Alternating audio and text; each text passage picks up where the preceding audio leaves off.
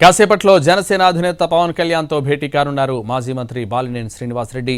విజయవాడలోని నోవాటల్ నుంచి మంగళగిరి జనసేన పార్టీ ఆఫీసుకు బయలుదేరారు బాలినేని. పవన్తో భేటీ తర్వాత జనసేన పార్టీలో చేరే విషయాన్ని ప్రకటించనున్నారు ఆయన. తాను ఏ తప్పు చేశానని మంత్రి పదవి నుంచి తొలగించారంటూ ప్రశ్నించారు మాజీ మంత్రి బాలినేని. రాజశేఖర్ రెడ్డిని తిట్టిన వాళ్లను మంత్రులుగా కొనసాగించారని మండిపడ్డారు. ప్రకాశం జిల్లా నుంచి ఎవరికి మంత్రి పదవులు ఇవ్వడం లేదని తనకు చెప్పి చివరి నిమిషంలో సురేష్కి ఇచ్చారన్నారు.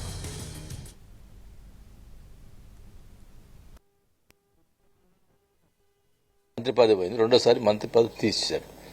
నేను ఆ రోజు తీసే ముందలు ఏం చెప్పారు, టోటల్గా అందరిని మంత్రి పదవిని తీసేస్తూ ఉన్నారు. కానీ 12 మంది పెట్టుకొని నన్ను తీసేశారు. ఆ రోజు ఒక్క నిమిషం కూడా ఆలోచించకుండా మంత్రి పదవిని తీసేసిన.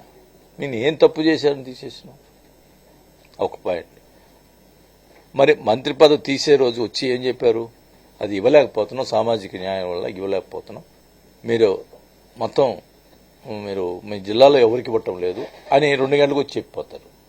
మళ్ళీ 4 గంటలకి మళ్ళీ మార్చి సురేష్ పేరు పెడతారు.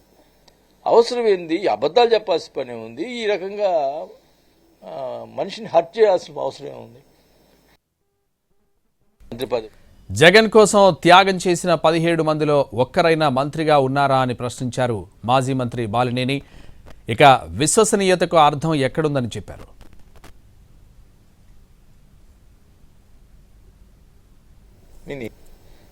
నేను ఒక్కటే అడుగుతా ఉన్నా, విశ్వసనీయత అని మాట్లాడుతున్నారు కదా, విశ్వసనీయత అనే దానికి అర్థం ఏందండి? పోటీ చేసి మళ్ళీ మేమేమో అధికార పార్టీలు రాము, గెలిచినా ఓడినా అదే పార్టీలో ఉండాలా, అదే సీట్లో కూర్చోవాలా, అదే ప్రతిపక్షంలో కూర్చోవాలా, మాకు తెలుసు కదా. అయినా కానీ మేము మా డబ్బులు పెట్టి మేము ఖర్చు పెట్టుకొని మేము గెలిస్తే ఆ రోజు అన్న మాటలేంటి, ఈ 17 మంది ఎప్పుడు కూడా జీవితాంతం నేను ముఖ్యమంత్రి ఉన్నంతకాలం ఈ 17 మంది నా కోసం సాక్రిఫైస్ చేసిన వాళ్ళు వీళ్ళందరూ మంత్రులుగా ఉంటారన్నారు. చూడండి, చూసినప్పుడు ఒక్కరున్నారా 17 మందిలో మంత్రిగా? 17 మంది నీ కోసం త్యాగం చేసిన వాళ్ళు ఉన్నట్టు అంటే నేను అడుగుతున్నా, త్యాగం చేసిన వాళ్ళు 17 మందిలో ఒక్కరు మినిస్టర్గా ఉన్నారా? వైసీపీలో ఉన్నప్పుడు ఎన్నో బాధలు పడ్డానన్నారు మాజీ మంత్రి బాలినేని. వైఎస్ఆర్ కోసం ఇన్ని రోజులు భరించారని, ఇప్పుడు ఓర్పు నశించిందన్నారు. కొన్ని విధానాలు సరిగా లేవని చెప్పినందుకు తనను దూరం పెట్టారన్నారు. ఎన్ని బాధలు పడ్డానో దానివల్ల నేను ఆ రాజశేఖర రెడ్డి గారు కోసం నేను ఇన్ని రోజులు కూడా ఓర్చుకొని ఉన్నాను. ఇంకా ఆ ఓర్పు కూడా నాకు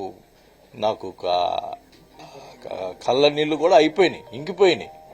నేను ఏడ్చుకొని పరిస్థితులు ఉన్నాయి. జరుగుతున్నటువంటి వ్యతిరేక విధానాల మీద ఎప్పుడు కూడా నేను ఆయనకు చెప్తున్నాను, ఇది కరెక్ట్ కాదని చెప్తే నన్ను దూరంగా చూడటం మొదలుపెట్టడం. నేను అది నిజాలు చెప్పడం, ప్రజల్లో జరుగుతున్నటువంటి పరిస్థితులు చెబితే నేను తప్పుడు అయ్యాను. అది తప్పితే ఏం చేశానో చెప్పమనండి.